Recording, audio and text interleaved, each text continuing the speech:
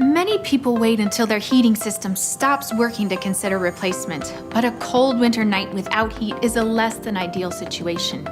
In this video, we'll help you stay proactive by exploring some warning signs that your heating system should be updated. The most obvious warning sign is age. The average life of a furnace is 16 to 20 years, so if your system is reaching this age range, now is a good time to talk with us. Is your gas and electric consumption rising? If so, it may be caused by inefficiencies that come with an outdated furnace. This is another reason to contact us for a consultation. If your home is not an even temperature, you may want to consider replacing your heating system. Your aging furnace may not be able to distribute airflow evenly, causing some rooms to be hot while others are cold. Are you hearing unusual noises coming from your heating system? Bangs, rattles, and changing fan sounds are an obvious indication that your furnace may be at the end of its life.